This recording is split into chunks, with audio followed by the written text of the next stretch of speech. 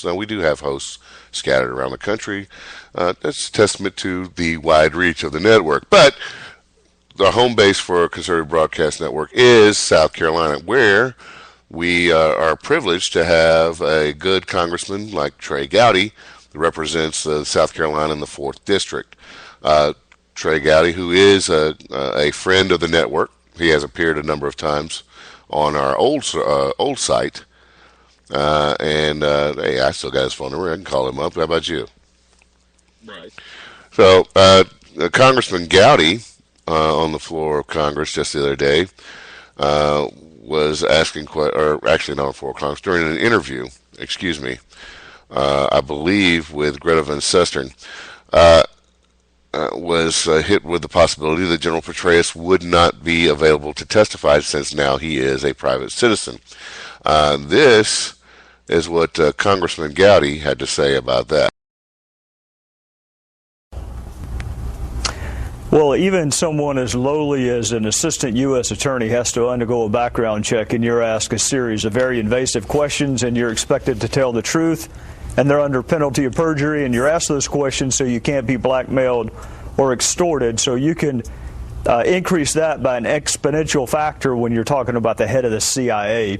So I would expect Mike Rogers would have liked to have known that information, and he would have liked to have known it in a timely fashion. But I'll tell you this, Greta, the fact, and I do lament the personal ramifications, but the fact that he's resigned and had an affair has nothing to do with whether or not he's going to be subpoenaed to Congress.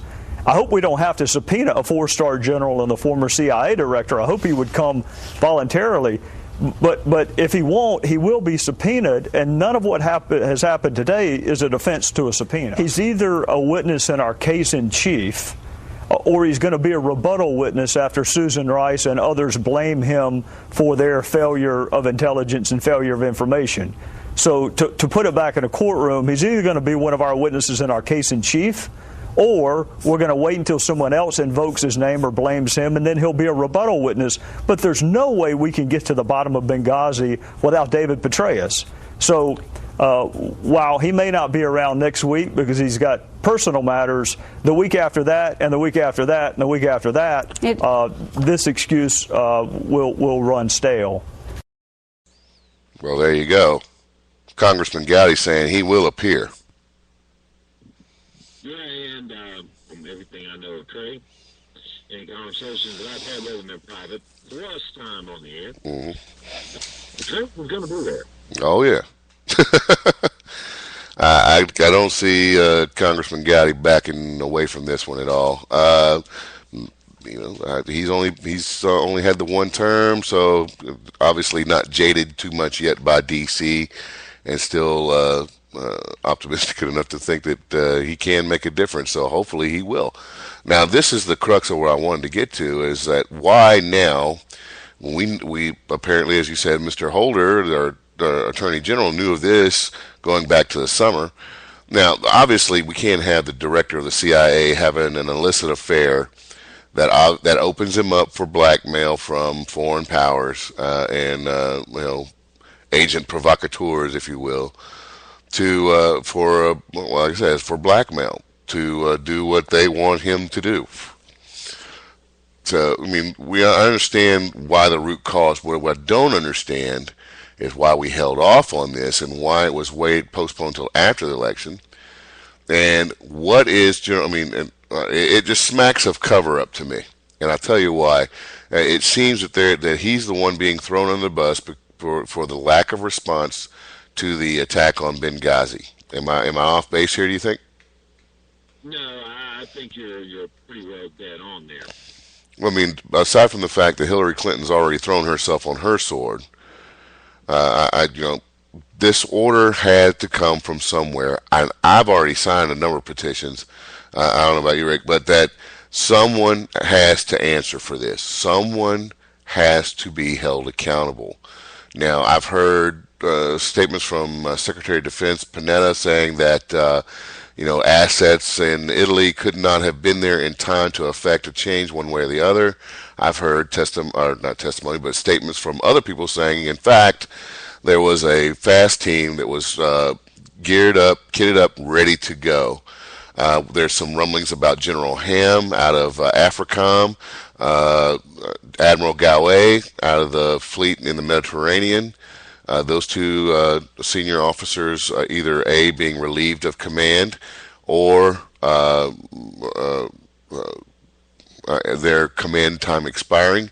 Even though we both know that general flag officers and general officers, their command time tends to run 2 to 3 years. In a command like AFRICOM, that should have been a 3-year command, not a 2-year command, a 3-year command after further research, and which he's only served slightly over a year.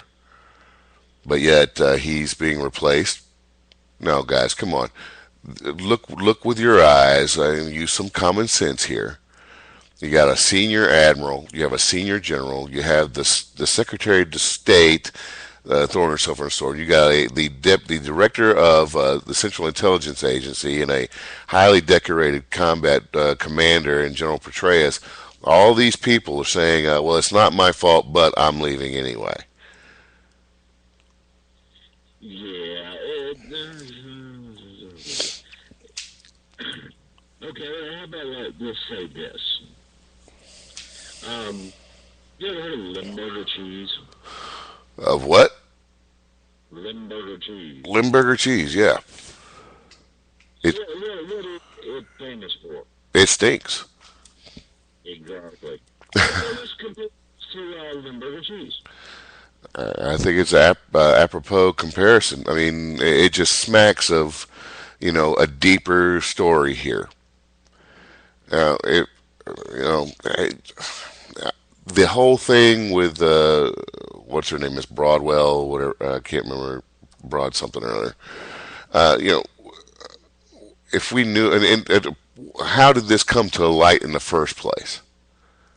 Well, there's a story circulating now that this came out because of some threatening emails that the mistress was sending to friends of the family of the Petraeuses, and that it was brought to the FBI's attention through a whistleblower, and some lengthy investigation followed, but that it was common knowledge by anybody who knew the general that he was having this affair. So, I mean, what is the real deal here? And there's way more to this story than meets the eye. I think that we're going to find out, in these congressional hearings, I don't think we're going to find out jack. It's going to be one of these things where there was a miracle decision made by no one. You know what I'm saying? Just somewhere down the line, a decision got made by nobody in particular to not send help to these people in dire need. Whereas we heard statements from a former intelligence officer on the Rush Limbaugh show stating that there is absolutely no possible way that Mr. Obama should not have known about this. There's no possible way through flash traffic, flash messages from on the ground involving the compromising of a U.S. ambassador, that this should have been immediate flash traffic handed to the president himself. Then we also have reports that the president watched this unfold live via a drone video feed. Yes, I've heard this myself. So what's the truth and what's not the truth here? And how the hell are we going to know the difference? When you enter, I mean, I've been in that world. There, all you know is what you're told. Okay? That's all you know is what you're told. And those orders come, in written form and spoken form. And, you go with what you're told and what you know about the situation on the ground. So what are these guys, what is the Secretary of State hiding? She's already thrown herself on her sword. Now let's have her go up before Congress and saying, yes, it was all my fault. Let's have testimony from General Petraeus, who's already stated, for the record, hey, look, I never gave any order to stand down. We have reports from General that allege that General Ham wanted to send assets and was relieved of command. We have the same reports about Admiral Gouet, which I'm almost certainly mispronouncing his name, but we'll go with it anyway. Gouet. We have the same reports about Admiral Gouet, that he had assets ready to go and was denied permission and relieved of command. What Yes. what is the root cause? Who issued the order? And I want somebody's ass in prison so they can think about those four men for the rest of their lives.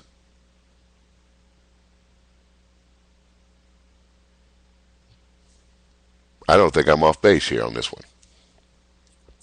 No, I think that there's some more crap is going to come out about this than ever you could imagine. Oh, I can imagine quite a bit. I'm thinking we got presidential order to stand down coming from the National Command Authority, from the National Command Center, saying stand down. This is going to blow over. Stand down. Whatever reason they gave.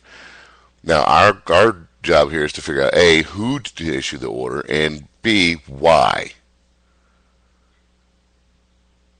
This wasn't a quick 30-minute firefight, folks. This was a 6 hour or 6 hour ordeal from start to finish. Okay, 1 hour for the initial firefight with an hour lull, where those two SEALs were able to get almost all the embassy staff out. Came back for the ambassador and Sean Smith, and then held off 100 attackers for 4 hours, killing 60 of them, or at least as reports read, before they were finally overcome.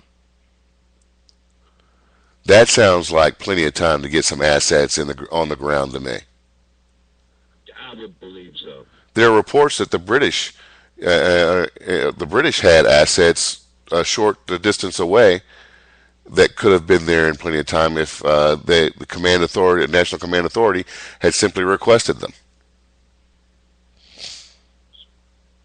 Again, unverified reports at this point, at least to my knowledge, but reports nonetheless. This is certainly a story that we intend to follow more closely as we go through, as it develops. I want somebody's ass in a sling on this one. How about you?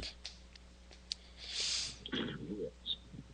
Uh, you don't leave a U.S. ambassador. I mean, regardless, out to dry. Now, there's also not to paint Chris Stevens in an entirely favorable light. Now, I'm seeing reports now that he was a conduit for running arms into some nefarious hands in the Middle East. Could this be why we let him out to dry? There could be all kinds of reasons. Yeah. Well, I know that I'm not. This is not one of the stories I'm just going to let go. We're going to keep on this one, or at least I am for sure. Going to keep chipping away at this until we can find out what the hell's going on, or at least who to talk to, so we can get some information to you folks. We will stay after this story. All right, buddy. We're got 2 minutes before the break. What do you say we go ahead and kick it in, and that way we can spend that whole last segment of the show just on what we really came here for tonight. What do you think? Sure, we can do that. Outstanding. And to kind of kick this off, I had another song lined up to play, but I think I'm going to go with this one instead. For all you folks about mine and Rick's age, Kiss was the band when you were growing up, right? Right. I mean, my brothers and I, we dressed up like Kiss every Halloween for like 5, 6 years straight. Gene Simmons, huh? I say you feel bad when nobody's looking. Let them fool you. I still do. Okay. Gene Simmons, one of the founders of the band, had recently, just before the election, made some very inflammatory statements about President Obama. But it seems, Gene is himself a native of Israel, a Jewish fellow. You know his real name? It escapes You know what? I did. It is me too. So that's why I asked you. It's, but he is in fact Israeli by birth and heritage, but a patriotic American at the same time. And he put together a show with the USO and came out with this tribute to the branches of the military. And this is going to be our song to take us into the break. You folks enjoy. You're listening to the Conservative Blues Show on Conservative Broadcast Media, and we'll be right back. Let's go! Yeah!